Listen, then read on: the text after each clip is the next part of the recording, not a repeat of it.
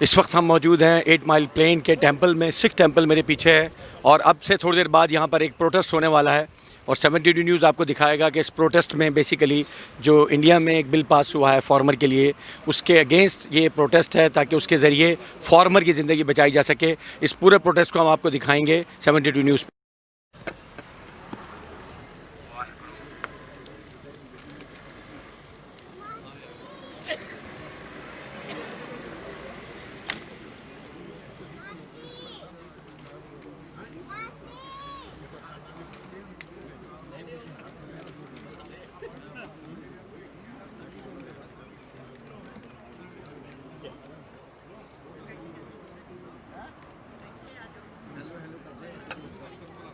ਵਾਹਿਗੁਰੂ ਜੀ ਕਾ ਖਾਲਸਾ ਵਾਹਿਗੁਰੂ ਜੀ ਕੀ ਫਤਿਹ।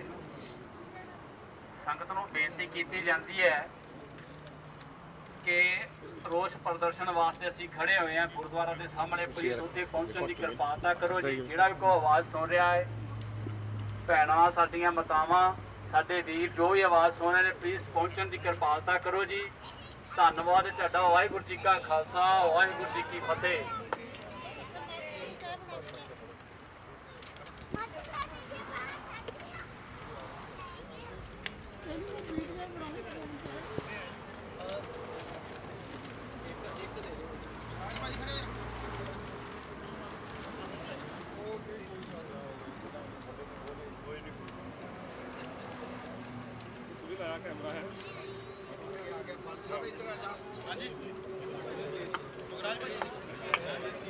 Waheguru Waheguru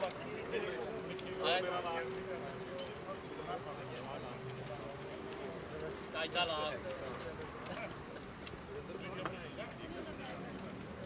ready okay.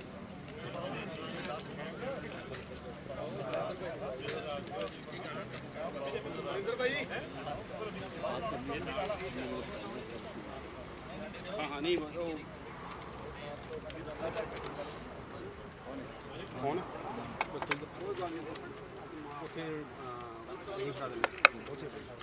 Waheguru ji का खालसा वाहिगुरु जी की फतेह। रख लो नाल बोलना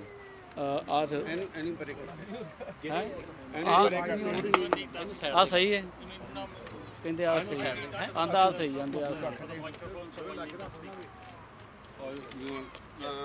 ਤੁਸੀਂ ਫੜ ਲਓ ਕੋਈ ਤਾਂ ਪੱਤਰਕਾਰ ਭੇਜ ਦਿਓ ਨਾਲ ਫੜ ਲਓ ਪੱਤਰ ਫੜ ਕੇ ਖਲੋ ਜੇ ਪੱਤਰਕਾਰ ਨੂੰ ਜਾਣ ਜੇ ਸਵਾਲ ਜਵਾਬ ਕਰਨਾ ਤੁਸੀਂ ਠੀਕ ਹੈ ਤੁਸੀਂ ਗੱਲ ਕਰੋ ਸ਼ੁਰੂ ਕਰੋ ਪਹਿਲਾਂ ਉਹ ਕਰੋ ਨਾ ਠੀਕ ਹੈ ਉਹ ਬਾਅਦ ਜਾਈ ਆਪੇ ਕਾਲ ਕਰਦਾ ਕੰਪੇਨ ਸੈਂਟਰ 'ਚ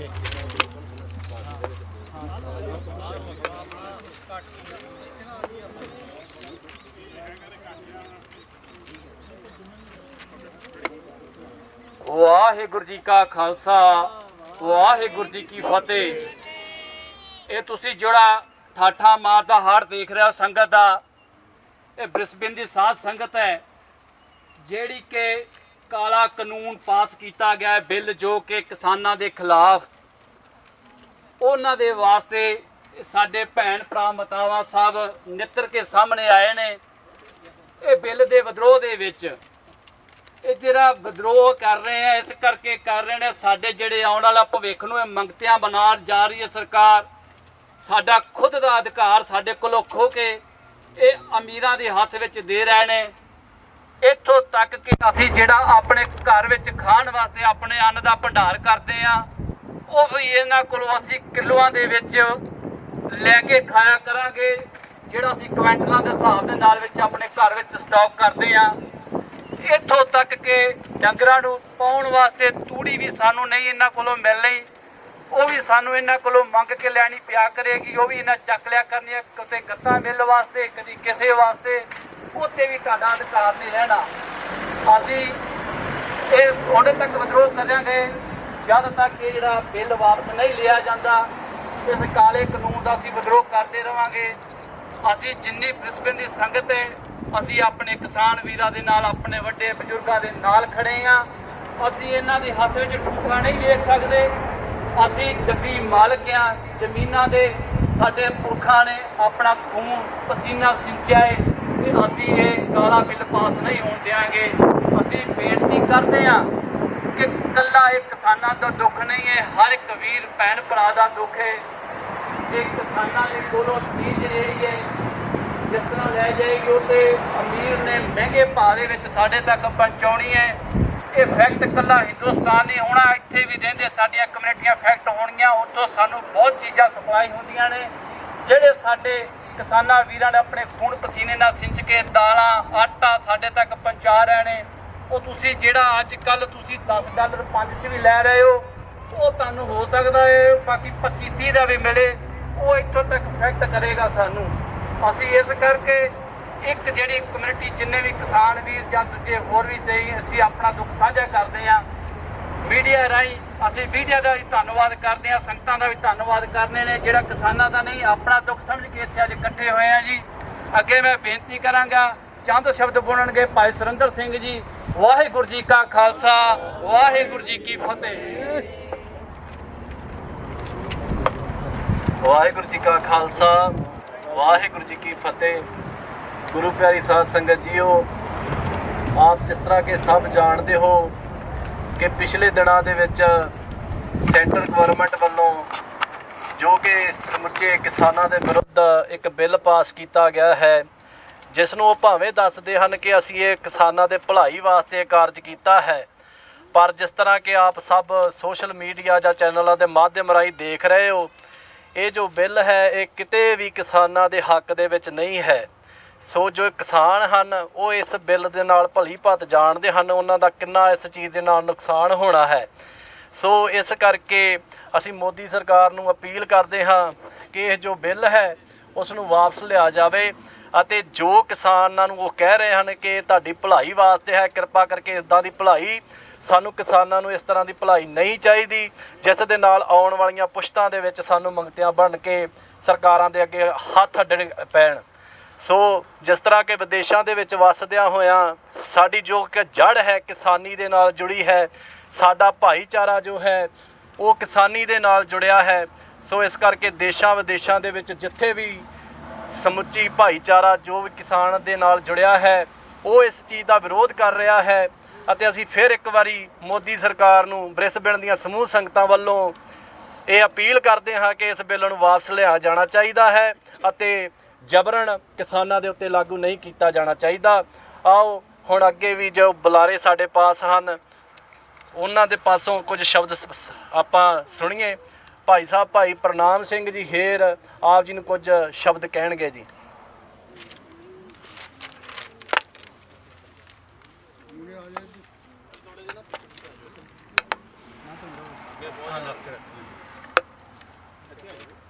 ਧੰਨਵਾਦ ਜੀ। ਵਾਹਿਗੁਰੂ ਜੀ ਕਾ ਖਾਲਸਾ, ਵਾਹਿਗੁਰੂ ਜੀ ਕੀ ਫਤਿਹ। ਆ ਜਿਹੜੀ ਅੱਜ ਸੰਗਤ ਇਕੱਠੀ ਹੋਈ ਆ ਇਹ ਸਾਰੇ ਜਾਣਦੇ ਜੇ ਭਲੀ ਭਾਂਤ ਕਿਉਂ ਇਕੱਠੇ ਹੋਏ ਆ। ਭਾਵੇਂ ਕਿ ਸਾਰੇ ਵੈਲ ਸੈਟਲ ਆਸਟ੍ਰੇਲੀਆ ਦੇ ਵਿੱਚ ਆ ਗਏ ਆ, ਬਾਹਰ ਆ ਕੇ ਸੈਟਲ ਹੋ ਗਏ ਆ ਫੈਮਲੀਆਂ, ਇਹਨਾਂ ਦਾ ਕੋਈ ਨਹੀਂ, ਪਰ ਇਹਨਾਂ ਦੇ ਮਨ ਦੇ ਵਿੱਚ ਆਪਣੇ ਦੇਸ਼ ਆਪਣੀਆਂ ਜ਼ਮੀਨਾਂ ਪ੍ਰਤੀ ਦਰਦ ਹੈ ਕਿ ਸਾਡੇ ਨਾਲ ਧੱਕਾ ਹੋ ਰਿਹਾ ਹੈ। ਉਹ ਧੱਕਾ ਪ੍ਰਗਟਾਵਾ ਕਰਨ ਵਾਸਤੇ ਉਸੇ ਲਈ ਗਵਰਨਮੈਂਟ ਦੇ ਖਿਲਾਫ ਪ੍ਰਦਰਸ਼ਨ ਲਈ ਇੱਥੇ ਇਕੱਠੇ ਹੋਏ ਆ।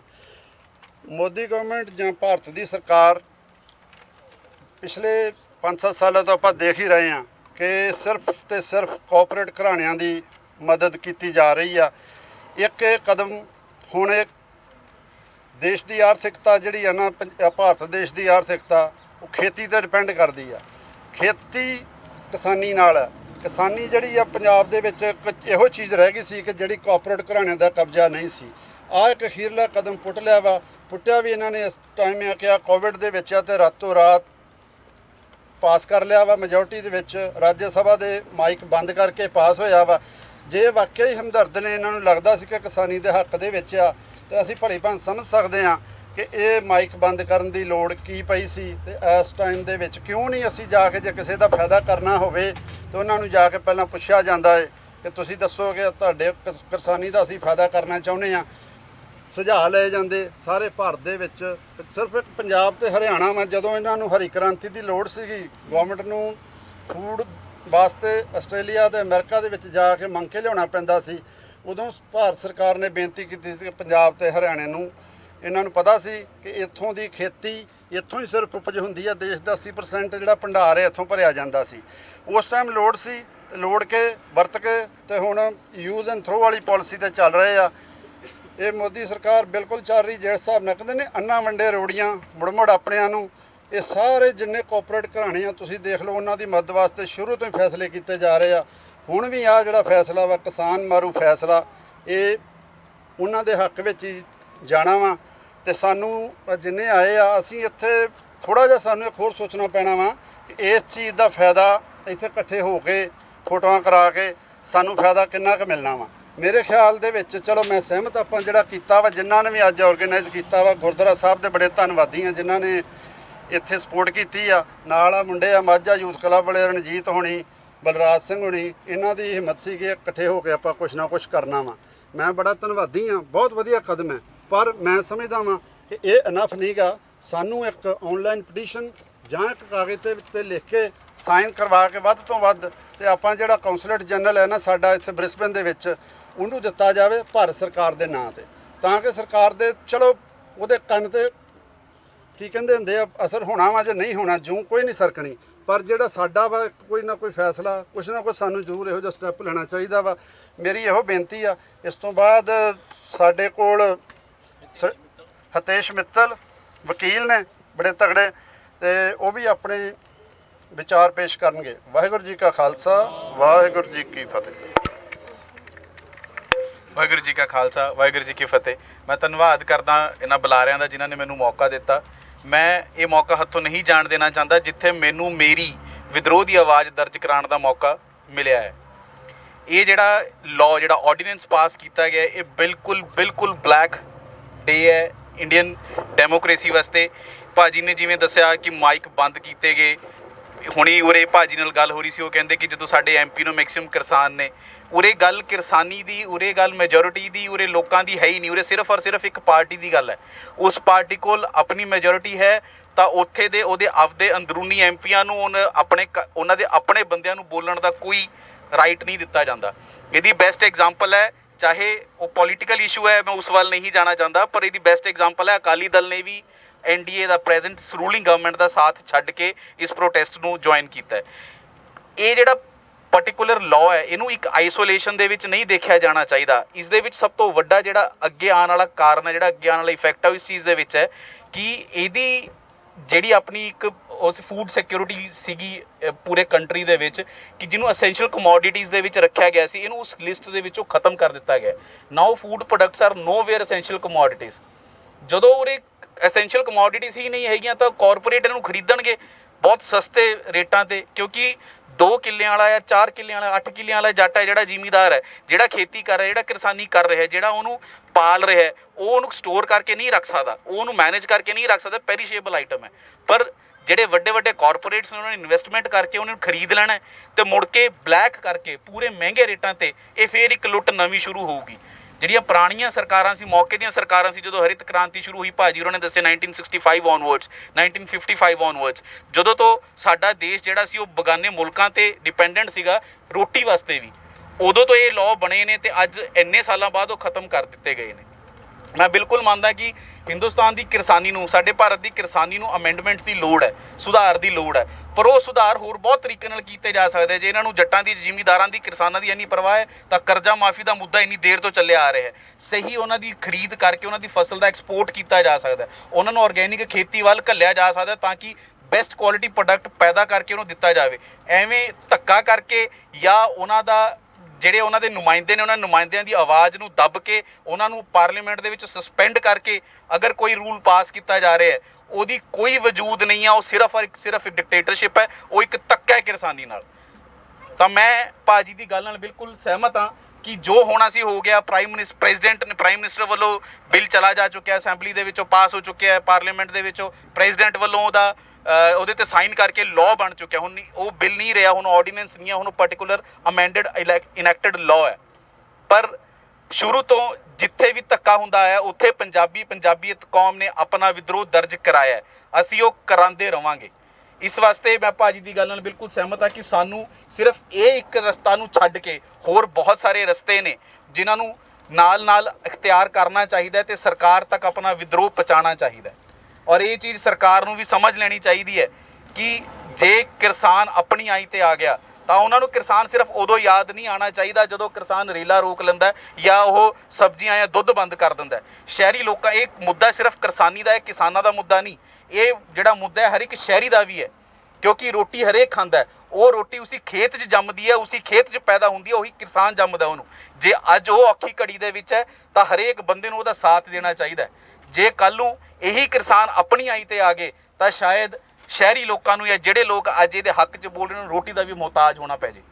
ਮੈਂ ਇਹੀ ਗੱਲ ਕਹਿੰਦਾ ਹੋਇਆ ਜੈਕਾਰਾ ਬੁਲਾ ਕੇ ਅਲਵਿਦਾ ਲੈਣਾ। ਵਾਹਿਗੁਰੂ ਜੀ ਕਾ ਖਾਲਸਾ, ਵਾਹਿਗੁਰੂ ਜੀ ਕੀ ਫਤਿਹ।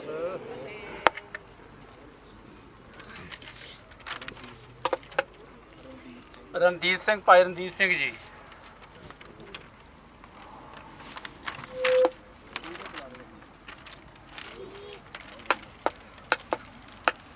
ਵਾਹਿਗੁਰੂ ਜੀ ਕਾ ਖਾਲਸਾ, ਵਾਹਿਗੁਰੂ ਜੀ ਕੀ ਫਤਿਹ। ਜਿੱਦਾਂ ਕਿ ਪਹਿਲਾਂ ਬੁਲਾਰੇ ਪ੍ਰਧਾਨ ਭਾਜੀ ਉਹਦੀ ਗੱਲ ਕਰਕੇ ਗਏ ਆ, ਵਕੀਲ ਸਾਹਿਬ ਕਰਕੇ ਗਏ ਆ ਗੱਲ।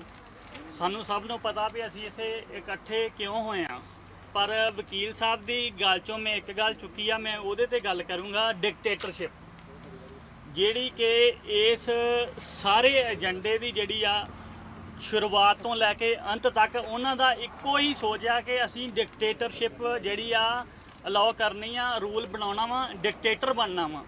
ਮੋਦੀ ਗੌਰਮੈਂਟ ਦਾ ਸ਼ਾਇਦ ਇੱਕੋ ਇੱਕ ਹੀ ਮੰਜ਼ਿਲ ਹੈ, ਕਿਉਂਕਿ ਸਟੈਪ ਬਾਏ ਸਟੈਪ ਇਹ ਜਿਹੜੇ ਆ ਕਾਨੂੰਨ ਜਿਹੜੇ ਆ ਇਹ ਪਾਸ ਕਰ ਰਹੇ ਆ।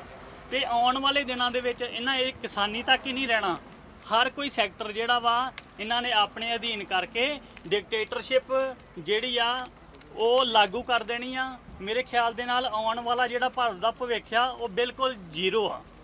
ਇਹ ਜਿਹੜੀ ਗੌਰਮੈਂਟ ਦੇ ਹੱਥ ਦੇ ਵਿੱਚ ਸਾਰੀਆਂ ਗੱਲਾਂ ਹੋਣਗੀਆਂ ਤੇ ਜਿਹੜੇ ਉੱਥੇ ਅੰਬਾਨੀ ਜਾਂ ਅਦਾਨੀ ਜਾਂ ਹੋਰ ਵੱਡੇ ਵੱਡੇ ਅਦਾਰੇ ਬੈਠੇ ਆ, ਇਹ ਉੱਥੋਂ ਤੱਕ ਹੀ ਨਹੀਂ ਸੀਮਤ, ਇਹ ਵਰਲਡ ਵਾਈਡ ਆ। ਵਰਲਡ ਦੇ ਵਿੱਚ ਜਿੰਨੇ ਵੀ ਕਾਰਪੋਰੇਟ ਸੈਕਟਰ ਆ ਸਾਰੇ ਉਹਨਾਂ ਦੀ ਹਮਾਇਤ ਦੇ ਵਿੱਚ ਆਉਣਗੇ ਤੇ ਇਹ ਇੱਕ ਬੜਾ ਤਗੜਾ ਵਾਧਾ ਹੋਊਗਾ ਡਿਕਟੇਟਰਸ਼ਿਪ ਦੇ ਵਿੱਚ। ਤੇ ਮੇਰੇ ਖਿਆਲ ਦੇ ਨਾਲ ਇਹ ਜਿਹੜੀ ਸੋਚ ਛੱਡ ਕੇ ਮੋਦੀ ਗੌਰਮੈਂਟ ਨੂੰ ਚਾਹੀਦਾ ਵਾ ਕਿ ਉਹ ਕਿਸਾਨਾਂ ਦੇ, ਮਜ਼ਦੂਰਾਂ ਦੇ, ਕਿਉਂਕਿ ਸਾਡਾ ਜਿਹੜਾ ਭਾਰਤ ਦੇਸ਼ ਆ ਇਹਦੀ ਬੁਨਿਆਦ ਹੀ ਕਿਸਾਨੀ ਆ। ਪਿਛਲਾ ਇਤਿਹਾਸ ਫੋਲੋ, ਕਿਉਂਕਿ ਕਿਸਾਨਾਂ ਨੇ ਹੀ ਦੇਸ਼ ਨੂੰ ਬਣਾਇਆ ਵਾ। ਐਡੇ ਐਡੇ ਟਿੱਬੇ ਸੀਗੇ, ਐਡੇ ਐਡੇ ਉੱਥੇ ਖਾਈਆਂ ਸੀ। ਆ ਯੂਪੀ ਬਿਹਾਰ ਵੱਲ ਵੇਖ ਲਓ, ਆ ਸਭ ਜਿਹੜਾ ਵਾ ਕਿਸਾਨਾਂ ਨੇ ਹੀ ਪੱਧਰ ਕਰਕੇ ਭਾਰਤ ਨੂੰ, ਭਾਰਤ ਦਾ ਇੱਕ ਨਾਮ ਦਿੱਤਾ ਵਾ ਵੀ ਵਾਕਿਆ ਹੀ ਇਹ ਭਾਰਤ ਆ ਸਾਡਾ। ਇਹ ਜਾਣਿਆ ਜਾਂਦਾ ਸੀ ਕਿਸਾਨੀ ਦੇ ਨਾਂ ਤੇ। ਜੇ ਅੱਜ ਖਤਮ ਹੋ ਗਈ ਤੇ ਮੇਰੇ ਖਿਆਲ ਨਾਲ ਕੁਝ ਨਹੀਂ ਰਹੂਗਾ। ਆਉਣ ਵਾਲੇ ਸਮੇਂ ਦੇ ਵਿੱਚ ਅਸੀਂ ਵਾਕਿਆ ਹੀ ਕਣਕ, ਚੌਲ ਜਾਂ ਜਿਹੜੀਆਂ ਸਾਡੀਆਂ ਬੇਸਿਕ ਨੀਡਸ ਆ ਉਹ ਅਸੀਂ ਮੰਗਤੇ ਬਣ ਕੇ, ਮੈਂ ਕਹਿ ਸਕਦਾ ਵੀ ਛੋਟੇ ਸ਼ਬਦਾਂ ਦੇ ਵਿੱਚ ਮੰਗਤੇ ਬਣ ਕੇ ਮੰਨ ਲਓ ਸਾਨੂੰ ਲੈਣੀ ਪਊਗੀ ਗੌਰਮੈਂਟ ਕੋ ਜਾਂ ਕਾਰਪੋਰੇਟ ਘਰਾਣਿਆਂ ਦੇ ਕੋਲੋਂ। ਤੇ ਇਸ ਵਿਚਾਰਧਾਰਾ ਨੂੰ ਜੇ ਅੱਜ ਅਸੀਂ ਆਵਾਜ਼ ਨਹੀਂ ਨਾ ਬੁਲੰਦ ਕਰਦੇ ਤੇ ਮੇਰੇ ਖਿਆਲ ਦੇ ਨਾਲ ਆਉਣ ਵਾਲੇ ਸਮੇਂ ਦੇ ਵਿੱਚ ਅਸੀਂ ਕੁਝ ਨਹੀਂ ਕਰ ਸਕਦੇ। ਇਹ ਸਾਡੀ ਤਰਾਸਦਾਈ ਰਹੀ ਹੈ ਕਿ ਅਸੀਂ ਇਕੱਠੇ ਨਹੀਂ ਹੋ ਸਕੇ ਅੱਜ ਤੱਕ। ਤੁਸੀਂ ਵੇਖ ਲਓ ਪੰਜਾਬ ਦੇ ਵਿੱਚ ਵੀ ਸਾਰੇ ਆਪੋ ਆਪਣੇ ਝੰਡੇ ਚੁੱਕ ਕੇ ਲੱਗੇ ਆ। ਕਿਸੇ ਨੂੰ ਇਹ ਨਹੀਂ ਆ ਵੀ ਇੱਕ ਝੰਡੇ ਥੱਲੇ ਇਕੱਠੇ ਹੋ ਜਾਈਏ। ਇਹ ਜਿਹੜੀ ਸਭ ਤੋਂ ਵੱਡੀ ਪਾੜ ਪਾਉਣ ਵਾਲੀ ਗੱਲ ਆ ਕਿ ਹਰ ਕੋਈ ਜਿਹੜਾ ਵਾ ਹਲੂਣਾ ਦੇ ਰਿਹਾ ਵੀ ਮੈਂ ਆ। ਇਹ ਜਿੰਨਾ ਚਿਰ ਧੌਣ ਚੋਂ ਸਰੀਆ ਨਹੀਂ ਜਾਊਗਾ ਉਹਨਾਂ ਚਿਰ ਇਹ ਸਰਕਾਰ ਨੇ ਨਹੀਂ ਚੁੱਕਣਾ। ਤੇ ਮੈਂ ਬਹੁਤੀਆਂ ਗੱਲਾਂ ਨਾ ਕਰਦੇ ਹੋਇਆ ਇਹੋ ਕਹਿਣਾ ਵਾ ਕਿ ਸਾਰੇ ਜਾਣੇ ਹੀ ਕੋਈ ਵੀ ਭਾਰਤ ਦਾ ਜਿਹੜਾ ਵਸਿੰਦਾ ਵਾ ਉਹਨੂੰ ਕਿਸਾਨਾਂ ਦੇ ਵਿੱਚ ਹੱਕ ਦੇ ਵਿੱਚ ਡਟਣਾ ਚਾਹੀਦਾ। ਮੇਰੇ ਖਿਆਲ ਦੇ ਨਾਲ ਇਹ ਸਭ ਤੋਂ ਅੱਜ ਤੱਕ ਇਤਿਹਾਸ ਦੀ ਸਭ ਤੋਂ ਮਾੜੀ ਗੱਲ ਆ। ਸਭ ਤੋਂ ਜੇ ਮਾੜੀ ਘਟਨਾ ਹੋਈ ਆ ਤੇ ਅੱਜ ਹੋਈ ਆ। ਤੇ ਮੇਰੇ ਖਿਆਲ ਨਾਲ ਜਦੋਂ ਚੁੰਡੀ ਵੱਢੀ ਜਾਂਦੀ ਹੈ ਦਰਦ ਉਦੋਂ ਹੀ ਹੁੰਦੀ ਆ। ਤੇ ਇਹ ਜਿਹੜੀ ਚੁੰਡੀ ਆ ਇਹ ਸਾਰਿਆਂ ਨੂੰ ਵੱਢੀ ਜਾਣੀ ਆ। ਇਹ ਇੱਕ ਨੂੰ ਨਹੀਂ, ਸਿਰਫ ਕਿਸਾਨ ਨਹੀਂ ਹੈਗਾ, ਕਿਸਾਨ ਦੇ ਨਾਲ ਸਾਰਾ ਦੇਸ਼ ਜੁੜਿਆ ਵਾ। ਤੇ ਮੇਰੇ ਖਿਆਲ ਦੇ ਨਾਲ ਅੱਜ ਜਿੰਨੇ ਵੀ ਬੁਲਾਰਿਆਂ ਗੱਲ ਕੀਤੀ ਆ ਇਹਨਾਂ ਦੀਆਂ ਗੱਲਾਂ, ਇਹਨਾਂ ਦੀ ਜਿਹੜੀ ਸੋਚ ਆ, ਇਹਨਾਂ ਦਾ ਜਿਹੜਾ ਦਰਦ ਆ ਉਹ ਸਰਕਾਰ ਨੂੰ, ਇੰਡੀਅਨ ਗੌਰਮੈਂਟ ਨੂੰ ਇਹ ਸਮਝਦੇ ਹੋਏ ਮੇਰੇ ਖਿਆਲ ਦੇ ਨਾਲ ਇਸ ਬਿੱਲ ਦੇ ਵਿੱਚ ਸੋਧ ਕਰਨੀ ਚਾਹੀਦੀ ਆ। ਤੇ ਇਹ ਬਿੱਲ ਹੋ ਸਕੇ ਤੇ ਹੋ ਤਾਂ ਨਹੀਂ ਸਕਦਾ ਕਿਉਂਕਿ ਲਾਅ ਬਣ ਚੁੱਕਾ ਵਾ। ਜਦੋਂ ਇੱਕ ਲਾਅ ਬਣ ਜਾਂਦਾ ਵਾ ਉਹਨੂੰ ਤੋੜਨ ਦੇ ਵਿੱਚ ਮੇਰੇ ਖਿਆਲ ਦੇ ਨਾਲ ਕੋਈ ਵੀ ਗੌਰਮੈਂਟ ਜਿਹੜੀ ਉਹ ਰਾਜੀ ਨਹੀਂ ਹੁੰਦੀ, ਕਿਉਂਕਿ ਉਹ ਕਹਿੰਦੇ ਕਿ ਲਾਅ ਜਿਹੜਾ ਵਾ, ਲਾਅ ਨੂੰ ਕਾਬੂ ਦੇ ਵਿੱਚ ਰੱਖਣਾ ਜਾਂ ਉਹ ਈਜ਼ੀ ਨਹੀਂ ਹੁੰਦਾ ਗੌਰਮੈਂਟ ਵਾਸਤੇ। ਬਾਅਦ ਵਿੱਚੋਂ ਜਿਹੜਾ ਵਾ ਲਾਅ ਜਿਹੜਾ ਵਾ ਉਹ ਲੋਕਾਂ ਦੇ ਉੱਤੇ ਲਾਗੂ ਕਰਕੇ ਉਹ ਇੰਪਲੀਮੈਂਟ ਜਿਹੜਾ ਹੋਊਗਾ ਉਹ ਫੋਰਸਫੁਲੀ ਹੋਊਗਾ। ਤੇ ਮੇਰੇ ਖਿਆਲ ਨਾਲ ਇਹਦੇ ਵਿੱਚ ਸੋਧ ਹੋ ਸਕਦੀ ਆ ਸੋਧ ਕਰਨੀ ਚਾਹੀਦੀ ਆ। ਮੈਂ ਇੰਨਾ ਹੀ ਕਹਿੰਦਾ ਹੋਇਆ ਖਿਮਾ ਦਾ ਜੱਜ ਕੇ ਆ। ਵਾਹਿਗੁਰੂ ਜੀ ਕਾ ਖਾਲਸਾ, ਵਾਹਿਗੁਰੂ ਜੀ ਕੀ ਫਤਿਹ। ਵਾਹਿਗੁਰੂ ਜੀ ਕਾ ਖਾਲਸਾ, ਵਾਹਿਗੁਰੂ ਜੀ ਕੀ ਫਤਿਹ।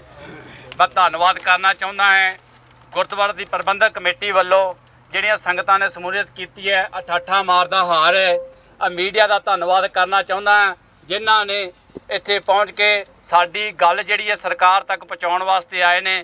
ਤਹਿ ਦਿਲੋਂ ਧੰਨਵਾਦ ਹੈ ਸਾਧ ਸੰਗਤ ਦਾ ਤੇ ਮੀਡੀਆ ਦਾ ਜੀ। ਵਾਹਿਗੁਰੂ ਜੀ ਕਾ ਖਾਲਸਾ, ਵਾਹਿਗੁਰੂ ਜੀ ਕੀ ਫਤਿਹ।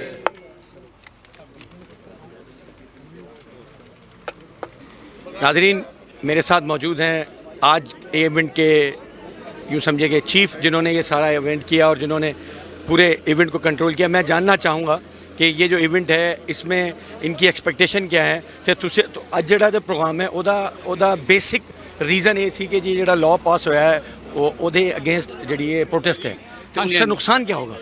ਉਹਦਾ ਨੁਕਸਾਨ ਇਹ ਹੋਣਾ ਜੀ ਜਿਹੜੀ ਗਰੀਬ ਇੱਕ ਕਿਸਾਨ ਹੈ ਕਿਸਾਨ ਖਤਮ ਹੋ ਜਾਏਗਾ ਜੀ। ਕਿਸਾਨੀ ਖਤਮ ਹੋ ਗਈ ਤਾਂ ਸਮਝੋ ਸਾਡਾ ਭਾਰਤ ਦੇਸ਼ ਜਿਹੜਾ ਪੰਜਾਬ ਆ ਉਹ ਖਤਮ ਹੋ ਜਾਏਗਾ। किसानी किवें खत्म होनी? ਕਿਸਾਨੀ ਇਹ ਖਤਮ ਹੋਏਗੀ ਜਿਹੜਾ ਸਾਰਾ ਕੁਝ ਅਮੀਰ ਦੇ ਹੱਥ ਚਲੇ ਜਾਏਗਾ। ਤੁਸੀਂ ਆਪਣੀਆਂ ਫਸਲਾਂ ਤੇ ਤੁਹਾਡਾ ਅਧਿਕਾਰ ਨਹੀਂ ਰਹੇਗਾ। ਅਧਿਕਾਰ ਜਿਹੜਾ ਹੈ ਅਮੀਰ ਕੋਲ ਚਲੇ ਜਾਏਗਾ। ਆਪਣੀ ਮਰਜ਼ੀ ਦੇ ਭਾਅ ਲਾਉਣਗੇ। ਆਪਣੀ ਮਰਜ਼ੀ ਨਾਲ ਤੁਸੀਂ ਜਮਾਖੋਰੀ ਕਰਕੇ ਉਹਨੂੰ ਤੁਸੀਂ ਆਪਣੀ ਮਰਜ਼ੀ ਦੇ ਪ੍ਰਾਈਜ਼ਾਂ ਦੇ ਨਾਲ ਬਲੈਕ ਦੇ ਵਿੱਚ ਤੁਸੀਂ ਅੱਗੇ ਵੇਚ ਸਕਦੇ ਹੋ ਜੀ। ਇਹ ਕਿਸਾਨੀ ਦਾ ਹਾਲ ਇਹ ਹੋ ਜਾਵੇਗਾ ਜੀ। ठीक है। अच्छा, ये जिहड़ा बिल हुण से लॉ बन गया ना, हाँ जी। अब लॉ को चेंज कैसे कर सकते हैं? ਲਓ ਨੂੰ ਦੇਖੋ ਜੇ ਚੇਂਜ ਜੇ ਸਰਕਾਰ ਬਣਾ ਸਕਦੀ ਹੈ ਤੇ ਉਹਨੂੰ ਚੇਂਜ ਵੀ ਕਰ ਸਕਦੀ। ਇਹਨਾਂ ਦੇ ਹੱਥ ਵਿੱਚ ਸਭ ਕੁਝ ਹੋ ਸਕਦਾ ਜੀ। ਵੇਖੋ ਉਹਨੂੰ ਤੁਸੀਂ ਮੋਡੀਫਾਈ ਕੁਝ ਕਰ ਸਕਦੇ ਹੋ, ਕੁਝ ਨਾ ਕੁਝ ਚੇਂਜਸ ਜ਼ਰੂਰ ਕਰ ਸਕਦੇ ਹੋ।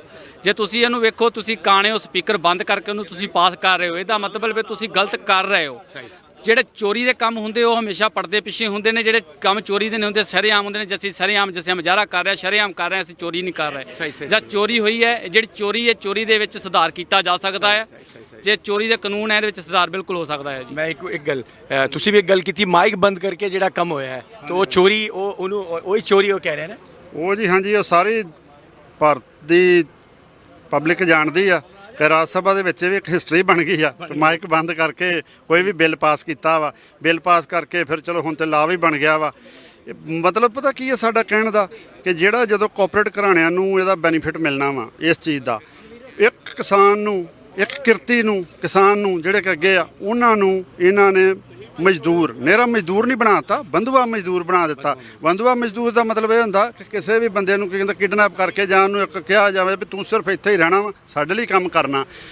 ਜੱਟ ਦੀ ਕਿਸਾਨ ਦੀ ਕਿਰਤੀ ਦੀ ਇੱਕ ਮਜਬੂਰੀ ਹੋ ਜਾਊਗੀ ਕਿ ਉਹਨੂੰ ਕੰਮ ਵੀ ਆਪਣੇ ਖੇਤਾਂ 'ਚ ਕਰਨਾ ਪਊਗਾ। ਕਰਨਾ ਵੀ ਉਹਨਾਂ ਦੇ ਕਹਿਣ ਤੇ ਉਹ ਬੀਜ ਦੇਣਗੇ, ਉਹ ਸਪਰੇਆਂ ਦੇਣਗੇ, ਉਹੀ ਆਰਡਰ ਕਰਨਗੇ ਕਿ ਤੂੰ ਇੰਨੇ ਵਜੇ ਪਾਣੀ ਲਾਉਣਾ ਵਾ, ਇੰਨੇ ਵਜੇ ਬੰਦ ਕਰਨਾ, ਇਹ ਬੀਜ। ਇਟਸ ਲਾਈਕ ਏ ਬੰਧੂਆ ਮਜ਼ਦੂਰ। ਜਿੰਨੇ ਪੰਜਾਬ ਦੀ ਕਿਰਤੀ ਤੇ ਕਿਸਾਨ ਨੇ ਸਾਰੇ ਬੰਧੂਆ ਮਜ਼ਦੂਰ ਬਣ ਕੇ ਰਹਿ ਜਾਣਗੇ। ਇੱਕ ਇਹ ਇਹਨਾਂ ਦਾ ਏਜੰਡਾ ਵਾ ਭਾਰਤ ਸਰਕਾਰ। ठीक है। अच्छा, तुसी ये जिहड़े प्रोटेस्ट हो रहे हैं पूरी दुनिया च हो रहे हैं, तुसी समझ रहे हो ये जिहड़े प्रोटेस्ट हैं ये अफेक्ट करेंगे, इनसे फ़ायदा होगा? आप लोगों की जो स्ट्रगल है उसमें फ़ायदा होगा? ਅੱਜ ਜੀ ਦੇਖੋ ਸਟਰਗਲ ਨਾਲ ਫਾਇਦਾ ਹੋਇਆ ਜਦੋਂ ਤੁਸੀਂ ਭਾਰਤ ਦੀ ਆਜ਼ਾਦੀ ਨੂੰ ਲਿਖੋ 1947 ਦੇ ਵਿੱਚ ਭਾਰਤ ਆਜ਼ਾਦ ਹੋਇਆ ਆ ਜਾਂ ਪਾਕਿਸਤਾਨ ਆਜ਼ਾਦ ਹੋਇਆ ਉਹਦੇ ਵਿੱਚ ਜਿਹੜਾ NRI ਸੀ ਉਹਨਾਂ ਦਾ ਸ਼ੁਰੂ ਤੋਂ ਹੱਥ ਰਿਹਾ ਹੈ। ਜਿਹਦੇ ਜਦੋਂ ਆਜ਼ਾਦੀ ਦੀ ਲਹਿਰ ਚੁੜੀ ਸੀ NRI ਲੋਕਾਂ ਨੇ ਚਲਾਈ ਸੀਗੀ। ਇਸ ਕਰਕੇ NRI ਵੀ ਜਿੰਨੇ ਵੀ ਹੈ ਹਰ ਇੱਕ ਤਰ੍ਹਾਂ ਦੇ ਨਾਲ ਤਨੋ ਮੰਨੋ ਤਾਰੇ ਸਨਾਂ ਅਸੀਂ ਕਿਸਾਨਾਂ ਦੇ ਨਾਲ ਖੜੇ ਹਾਂ। ਕਿਸੇ ਤਰ੍ਹਾਂ ਦੀ ਜ਼ਰੂਰਤ ਹੋਵੇ ਜਾਂ ਕਿਸੇ ਕਿਸਾਨਾਂ ਨਾਲ ਮੋਢਾ ਜੋੜ ਕੇ ਖੜਾਂਗੇ ਜੀ ਅਸੀਂ ਜੀ। सही ਹਾਂਜੀ तुसी कुछ कहना चाहते हो? ਅਸੀਂ ਕਈ ਕਹਿਣਾ ਚਾਹੁੰਦੇ ਆ ਕਿ ਜਿੱਦਾਂ ਮੈਂ ਅੱਗੇ ਵੀ ਬੋਲਿਆ ਹੈ ਕਿ ਜਿਸ ਤਰ੍ਹਾਂ ਕਿ ਮੋਦੀ ਸਰਕਾਰ ਕਹਿੰਦੀ ਆ ਕਿ ਅਸੀਂ ਇਹ ਜੋ ਕਾਨੂੰਨ ਬਣਾਏ ਹਨ ਇਹ ਕਿਸਾਨਾਂ ਦੇ ਜੋ ਭਲਾਈ ਵਾਸਤੇ ਹਨ, ਪਰ ਜਿਸ ਤਰ੍ਹਾਂ ਕਿ ਸਾਰੇ ਥਾਵਾਂ ਦੇ ਉੱਤੇ ਪ੍ਰੋਟੈਸਟ ਹੋ ਰਹੇ ਹਨ ਉਸ ਤੋਂ ਇਹ ਗੱਲ ਸ਼ੋ ਰਹੀ ਆ ਕਿ ਇਹ ਇਹਨਾਂ ਦੇ ਹੱਥ ਦੇ ਵਿੱਚ ਇਹ ਜਿਹੜੇ ਬਿੱਲ ਜੋ ਪਾਸ ਕਰ ਰਹੇ ਆ ਵਾਕਈ ਹੀ ਉਹਨਾਂ ਦੀ ਭਲਾਈ ਵਾਸਤੇ ਹੈ ਨਹੀਂ ਆ।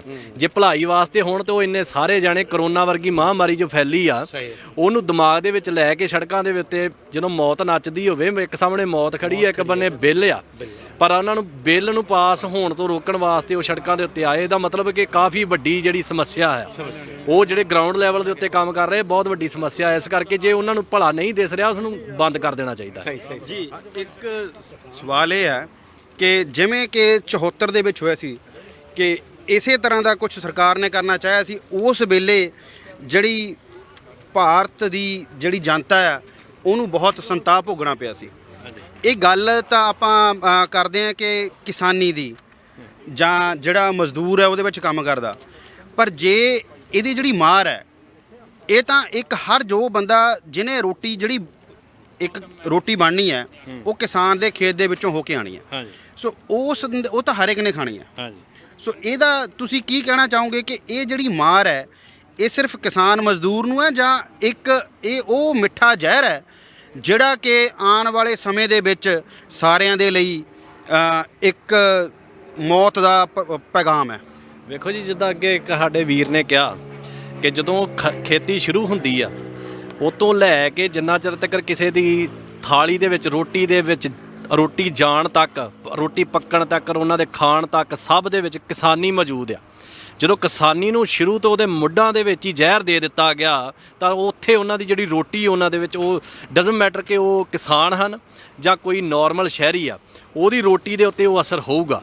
ਕਿਉਂਕਿ ਜਦੋਂ ਕਿਸਾਨੀ ਮਰ ਗਈ ਤੇ ਫਿਰ ਉਹਨਾਂ ਦੇ ਉੱਤੇ ਉਹ ਘਰਾਣਿਆਂ ਦਾ ਕਬਜ਼ਾ ਹੋ ਗਿਆ ਤੇ ਫਿਰ ਉਹ ਆਪਣੀ ਮਰਜ਼ੀ ਦੇ ਨਾਲ ਉਹਨਾਂ ਦੇ ਡਿਪੈਂਡ ਆ ਨਾ, ਅਸੀਂ ਬ੍ਰੈਡ $1 ਨੂੰ ਵੇਚਣੀ ਆ ਕਿ $10 ਨੂੰ ਵੇਚਣੀ ਆ, ਪਰ ਰੋਟੀ ਤਾਂ ਤੁਹਾਨੂੰ ਖਾਣੀ ਪੈਣੀ ਆ। ਜੋ ਕਿਸਾਨ ਹੀ ਮਰੂਗੀ ਉਹਨਾਂ ਦੇ ਵਿੱਚ ਸਾਰੇ ਇੱਕ ਬੰਦੇ ਦੇ ਉੱਤੇ ਇਸ ਚੀਜ਼ ਦਾ ਅਸਰ ਹੋਊਗਾ।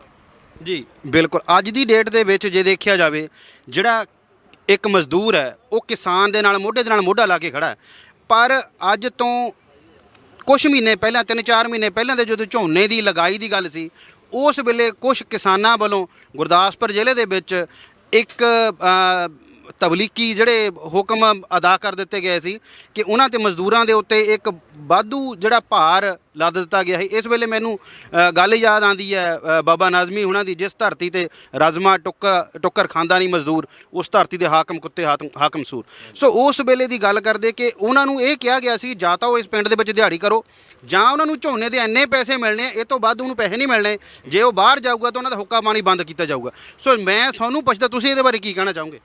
ਵੇਖੋ ਜੀ, ਇਹ ਤੇ ਗੱਲ ਹੋ ਗਈ ਗੁਰਬਾਣੀ ਦੇ ਵਿੱਚ ਜਿਵੇਂ ਆਉਂਦਾ ਹੈ ਕਿ ਕੁੱਤਾ ਰਾਜ ਭਾਲੀਏ ਫਿਰ ਚੱਟੀ ਚੱਕੇ, ਉਹ ਗੱਲ ਹੋ ਗਈ ਹੈ ਜੀ ਇੱਥੇ। ਹੁਣ ਇਹ ਜਿਹੜਾ ਕੁੱਤੇ ਰਾਜ ਦੇ ਉੱਤੇ ਬਹਾ ਦਿੱਤੇ ਗਏ ਨੇ, ਜੇ ਕਿ ਤੁਸੀਂ ਕਾਨੂੰਨ ਪਾਸ ਕਰ ਰਹੇ ਆਪਣੀ ਮਰਜ਼ੀ ਦਾ, ਇਹ ਸਿਰ ਉਹਨੂੰ ਹਿੰਦੂ ਰਾਸ਼ਟਰ ਬਣਾਉਣਾ ਚਾਹੁੰਦੇ ਨੇ। ਇਹ ਨਹੀਂ ਚਾਹੁੰਦੇ ਕੁਝ ਹੱਥ ਕਮੇਟੀਆਂ ਜਿਹੜੀਆਂ ਜੀ ਸਕਣ, ਇਹ ਸਿਰਫ ਇੱਕ ਹਿੰਦੂ ਰਾਜ ਕਾਇਮ ਕਰਨਾ ਦੇ ਅਮੀਰ ਨੂੰ ਹੋਰ ਅਮੀਰ ਕਰ ਰਹੇ ਨੇ। ਜਿਹੜਾ ਗਰੀਬ ਹੈ ਉਹਦੇ ਮੂੰਹ ਦੇ ਵਿੱਚੋਂ ਰੋਟੀ ਖੋਹ ਕੇ ਆਪਣੇ ਗਰੀਬ ਦੇ ਵਿੱਚ, ਆਪਣੇ ਅਮੀਰਾਂ ਦੇ ਵਿੱਚ ਰੋਟੀਆਂ ਵੰਡ ਰਹੇ ਨੇ ਜੀ। ਜੀ ਮੇਰਾ ਸਵਾਲ ਇਹ ਸੀ ਕਿ ਜੋ ਤੁਸੀਂ ਕਹਿ ਰਹੇ ਹੋ ਕਿ ਉਹਨਾਂ ਨੇ ਮਤਲਬ ਜੋ ਤੁਸੀਂ ਗੱਲ ਕਰ ਰਹੇ ਹੋ ਕਿਸਾਨੀ ਦੀ, ਇਹਨਾਂ ਤੇ ਲਿਆ ਕੇ ਉਹ ਲਾ ਦਿੱਤਾ। ਮੇਰਾ ਸਵਾਲ ਹੈ ਉਸ ਮਜ਼ਦੂਰ ਦਾ ਜਿਹੜਾ ਇਹਨਾਂ ਖੇਤਾਂ ਦੇ ਵਿੱਚ ਕੰਮ ਕਰਦਾ, ਜਿਹਨੂੰ ਇਹ ਕਹਿ ਦਿੱਤਾ ਗਿਆ ਸੀ ਕਿ ਅਸੀਂ ਤਾਂ ਉਹ ਕਰਾਂਗੇ ਜੇ ਅਸੀਂ ਤੁਹਾਨੂੰ 3000 ਤੋਂ ਵੱਧ ਨਹੀਂ ਦੇਵਾਂਗੇ ਜਾਂ 1500 ਤੋਂ ਵੱਧ ਨਹੀਂ ਦੇਵਾਂਗੇ। ਜਿਹੜਾ ਇਸ ਪਿੰਡ ਦਾ, ਉਹਨੂੰ ਇਸ ਪਿੰਡ ਦੇ ਵਿੱਚ ਹੀ ਉਹ ਲੋਕਾਂ ਦੀ ਆਪਣੀ ਕੋਈ ਜ਼ਮੀਨ ਨਾ ਹੋਣ ਦੇ ਕਾਰਨ ਉਹ ਕਿਸਾਨ ਦੇ ਖੇਤਾਂ ਵਿੱਚ ਜਾਣ ਲਈ ਮਜਬੂਰ ਨੇ ਤੇ ਉਹਨਾਂ ਨੂੰ ਇੱਕ ਤਾਲਿਬਾਨੀ ਹੁਕਮ ਉਹਨਾਂ ਤੇ ਲੱਦੇ ਗਏ ਕਿ ਜੇ ਤੁਸੀਂ ਸਾਡੇ ਖੇਤ ਦੇ ਵਿੱਚ ਆਏ ਅਸੀਂ ਤੁਹਾਨੂੰ ਮਾਰ ਦਿਆਂਗੇ ਜਾਂ ਤੁਹਾਨੂੰ ਇੰਨੇ ਹੀ ਪੈਸੇ ਦਿਆਂਗੇ ਤੋਂ ਵੱਧ ਨਹੀਂ ਦਿੱਤੇ ਜਾਣੇ। ਇਹ ਔਨ ਰਿਕਾਰਡ ਗੱਲ ਹੈ, ਅੱਜ ਤੁਸੀਂ ਦੇਖ ਸਕਦੇ ਹੋ। ਉਸ ਦੇ ਬਾਰੇ 'ਚ ਮੈਂ ਗੱਲ ਜਵਾਬ ਚਾਹੁੰਦਾ। ਉਹਦਾ ਜਵਾਬ ਭਾਈ ਤੁਹਾਨੂੰ ਮੈਂ ਦੇਣਾ ਚਾਹਾਂਗਾ ਕਿ ਤੁਹਾਨੂੰ ਪਤਾ ਹੈ ਕੋਵਿਡ ਕਰਕੇ ਜਿਹੜੀ ਆਮ ਲੇਬਰ ਬਿਹਾਰ ਜਾਂ ਯੂਪੀ ਤੋਂ ਉੱਤੇ ਪਹੁੰਚਦੀ ਸੀ ਉਹ ਨਹੀਂ ਪਹੁੰਚੀ, ਲੇਬਰ ਬਹੁਤ ਘੱਟ ਸੀ, ਉਹਨਾਂ ਨੇ ਰੇਟ ਹੀ ਬਹੁਤ ਵਧਾ ਚੁੱਕੇ ਸੀ। ਅੱਗੇ ਫਸਲ ਦੀ ਕੀਮਤ ਬਹੁਤ ਘੱਟ ਮਿਲਦੀ ਉੱਥੇ, ਜੇ ਉਹਨਾਂ ਦਾ 1 ਕਿੱਲੇ ਮਗਰ 5000 ਲੇਬਰ ਵੱਧ ਜੇ ਤੇ ਕਿਸਾਨ ਨੂੰ ਕੀ ਬਚੂਗਾ ਜੀ? ਉਹ 3000 ਦੀ ਗੱਲ ਹੋ ਰਹੀ ਸੀ ਨਾ ਕਿ 5000 ਦੀ? ਨਹੀਂ, ਉਦੋਂ ਮੈਨੂੰ ਐਗਜ਼ੈਕਟ ਫਿਗਰ ਯਾਦ ਨਹੀਂ, ਪਰ ਜੇ ਨਾਰਮਲ ਤੋਂ ਜਿਹਦੇ ਨਾਰਮਲ 1200 ਤੋਂ ਲੈ ਕੇ 1500 ਤੱਕ ਜਾਂ 1800 ਤੱਕ ਕਿੱਲੇ ਦੀ ਲੰਬਾਈ ਸੀ, ਉਹ ਡਬਲ ਮੰਗ ਰਹੇ ਸੀ। ਉਹ ਵੀ ਗਲਤੀ ਨਾ, ਉਹ ਲੇਬਰ ਨਾ ਹੋਣ ਕਰਕੇ ਰੇਟ ਵੱਧ ਗਏ ਤੇ ਕੁਝ ਪਿੰਡਾਂ ਨੇ ਇਹ ਕੰਮ ਕੀਤਾ। ਮੇਨ ਨਹੀਂ ਕਿ ਸਾਰੇ ਬੰਦੇ ਸਹੀ ਹੁੰਦੇ ਆ, ਕੁਝ ਬੰਦੇ ਸਹੀ ਵੀ ਹੁੰਦੇ ਆ, ਕੁਝ ਗਲਤੀ ਵੀ ਹੁੰਦੇ ਆ। ਤੇ ਦੂਜਾ ਜਿਹੜਾ ਤੁਸੀਂ ਇੱਕ ਸਵਾਲ ਪੁੱਛਿਆ ਹੈ ਕਿ ਦੂਜਿਆਂ ਲੋਕਾਂ ਨੂੰ ਕਿੱਦਾਂ ਫਰਕ ਪਊਗਾ, ਆਮ ਲੋਕਾਂ ਨੂੰ ਜੀ। ਪਹਿਲੀ ਗੱਲ ਤਾਂ ਜਿਹੜੇ ਇਹ ਕਾਨੂੰਨ ਜਿਹੜੇ ਨਵੇਂ ਬਣ ਗਏ ਹੁਣ ਤੇ ਕਾਨੂੰਨ ਆ, ਲਾਓ ਬਣ ਗਿਆ, ਇਹਨਾਂ ਮੁਲਕਾਂ 'ਚ ਇਹੋ ਹੀ ਆ। ਇਹਨਾਂ ਮੁਲਕਾਂ 'ਚ 500 ਏਕੜ 1000 ਏਕੜ 1500 ਏਕੜ ਜ਼ਮੀਨ ਆ, ਉਹ ਵੀ ਤਾਂ ਵੀ ਘੱਟ ਜਾ ਰਹੇ ਕਿਸਾਨ, ਠੀਕ ਹੈ ਨਾ। ਸਾਡੇ ਪੰਜਾਬ 'ਚ ਹਰਿਆਣੇ 'ਚ 2 ਕਿੱਲੇ 2.5 ਕਿੱਲੇ 3 ਕਿੱਲੇ ਵਾਲੇ ਵੀ ਹੈਗੇ ਕਿਸਾਨ। ਉਹ ਜਿਹੜੇ ਹੁੰਦੇ ਆ ਕਿ ਜੋ ਫਸਲ ਆਉਂਦੀ ਆ ਉਹ ਪੈਸੇ ਪਹਿਲਾਂ ਨਾਲ ਲੈ ਜਾਂਦੇ ਆ, ਜਾ ਕੇ ਫਸਲ ਸੁੱਟ ਕੇ ਆ ਜਾਂਦੇ ਆ, ਵੇਚਦੇ ਨਹੀਂ, ਸੁੱਟ ਕੇ ਆਉਂਦੇ ਮੰਡੀ ਦੇ ਵਿੱਚ ਕਿ ਸਾਡਾ ਘਰ ਦਾ ਖਰਚਾ ਚੱਲਦਾ ਰਹੇ। ਕਿ ਉਹ ਕਿਸਾਨ ਜਿੱਦਾਂ ਸਰਕਾਰ ਨੇ ਕਿਹਾ ਤੁਸੀਂ ਸਟੋਰ ਕਰ ਸਕਦੇ ਜੇ, ਜੇ ਤਾਂ ਤੁਹਾਡੇ ਘਰ ਕੋਈ ਪੈਸੇ ਹੈ ਨਹੀਂ ਤੁਸੀਂ ਸਟੋਰ ਕਿੰਨੇ ਕਰ ਲੋਗੇ? 1 ਦਿਨ ਜਾਂ 2 ਦਿਨ, ਜ਼ਿਆਦਾ ਕਰ ਨਹੀਂ ਸਕਦੇ। ਤੇ ਜਦੋਂ ਫਸਲ ਇਕੱਠੀ ਆਉਣੀ ਆ ਤੇ ਜਿਹੜੀਆਂ ਵੱਡੀਆਂ ਏਜੰਸੀਆਂ ਕਾਰਪੋਰੇਟ ਉਹਨਾਂ ਰੇਟ ਦੇਣਾ ਘੱਟ, ਉਹਨਾਂ ਤੁਹਾਨੂੰ 50 ਪੈਸੇ ਜਾਂ 1 ਰੁਪਏ ਦੇ ਕੇ ਲੈਣਗੇ, ਉਹਨਾਂ ਕੋਲ ਵੱਡੇ ਸਟੋਰ ਉਹ ਸਟੋਰ ਕਰ ਸਕਦੇ ਆ। ਜਦੋਂ ਡਿਮਾਂਡ ਵਧਣੀ ਆ ਉਹ ਮਹਿੰਗੇ ਭਾਅ ਮਿਲੂਗੀ, ਕਿਸਾਨ ਕੋਲ ਜਾਊਗੀ 1 ਰੁਪਈਆ ਤੇ ਆਮ ਲੋਕਾਂ ਨੂੰ ਮਿਲੇਗੀ ਉਹ ਚੀਜ਼ 10 ਰੁਪਏ ਦੇ ਬਾਅਦ 'ਚ। ਕਾਲਾ ਬਾਜ਼ਾਰੀ ਪਹਿਲਾਂ ਕਾਨੂੰਨ ਸੀ ਉਹ ਵੀ ਨਾ ਤੋੜਤਾ। ਪਹਿਲਾਂ ਲਿਮਿਟ ਹੁੰਦੀ ਕਿ ਇੱਕ ਜਿਹਦੇ ਕੋਲ ਆੜਤੀ ਆ ਜਾਂ ਕੋਈ ਜਿਹਦੇ ਕੋਲ ਲਾਇਸੈਂਸ ਹੋਲਡਰ ਆ ਉਹ ਇੰਨੀ ਚੀਜ਼ ਲੈ ਕੇ ਲਿਮਿਟ ਹੁੰਦੀ ਸੀ ਕਿ ਇੱਥੋਂ ਤੱਕ, ਇਸ ਤੋਂ ਵੱਧ ਸਟੋਰ ਨਹੀਂ ਕਰ ਸਕਦਾ। ਹੁਣ ਕੀ ਕਰਤਾ, ਪੈਨ ਕਾਰਡ ਜਿਹੜਾ ਮਰਜ਼ੀ ਖਰੀਦ ਲੇ, ਇੱਕ ਬੰਬੇ ਤੋਂ ਵਪਾਰੀ ਆਇਆ ਵਾ, ਉਹਨੇ ਆਇਆ ਕਿਸਾਨਾਂ ਕੋਲ, ਉਹ ਆ ਕੇ ਮੈਂ ਭਾਈ ਤੁਹਾਨੂੰ 200 ਰੁਪਏ ਵੱਧ ਦਿੰਦਾ ਵਾ, ਇਹ ਫਸਲ ਮੈਂ ਖਰੀਦਾਂ, ਟਰੱਕ ਭਰ ਕੇ ਲੈ ਜੇ, ਪੇਮੈਂਟ ਕਰਨੀ 48 ਘੰਟੇ 'ਚ, ਉਹ ਬਾਅਦ 'ਚ ਵਾਪਸ ਨਾ ਆਵੇ, ਤੁਸੀਂ ਕਿੱਥੇ ਜਾਓਗੇ? ਤੁਸੀਂ ਉਹਨੂੰ ਲੱਭ ਸਕਦੇ? ਸਿਰਫ ਇੱਕ ਪੈਨ ਕਾਰਡ ਆ, ਕੋਈ ਕਾਨੂੰਨ ਆ ਨਹੀਂ, ਤੁਸੀਂ ਉਹਨੂੰ ਲੱਭ ਨਹੀਂ ਸਕਦੇ। ਇਹ 'ਚ ਕੀ ਘਾਟਾ ਕਿਸਾਨ ਦਾ? ਜਿੱਦਾਂ ਵੀ ਆ ਇਹਦੇ ਵਿੱਚ ਕਿਸਾਨਾਂ ਦਾ, ਮਜ਼ਦੂਰਾਂ ਦਾ, ਹੋਰ ਲੋਕਾਂ ਸਾਰਿਆਂ ਦਾ ਘਾਟਾ ਹੋਣਾ ਚਾਹੀਦਾ, ਇੱਕ ਦਾ ਨਹੀਂ ਆ। ਜਿਹੜੇ ਅੱਜ ਕਹਿ ਰਹੇ ਨੇ ਕਿ ਲੋਕ ਕਿ ਕਾਨੂੰਨ ਬਹੁਤ ਵਧੀਆ, ਘਾਟਾ ਉਹਨਾਂ ਨੂੰ ਪੈਣਾ। ਜਿਹੜੀ ਚੀਜ਼ ਅੱਜ ਥਾਲੀ ਰੋਟੀ ਨੂੰ 10 ਰੁਪਏ ਮਿਲਦੀ ਆ, ਉਹੋ ਹੀ 2-4 ਸਾਲ ਤੋਂ 50 ਰੁਪਏ ਦੀ ਹੋ ਜਾਣੀ ਆ ਜੀ। ਧੰਨਵਾਦ ਜੀ। 72 ਨਿਊਜ਼ ਦੇ ਲਈ ਸਤਵਿੰਦਰ ਟੀਨੂ, ਸ਼ੋਭ ਜਾਇਦੀ ਜੀ ਦੇ ਨਾਲ, Brisbane Sikh temple 8 mile planes. Thank you.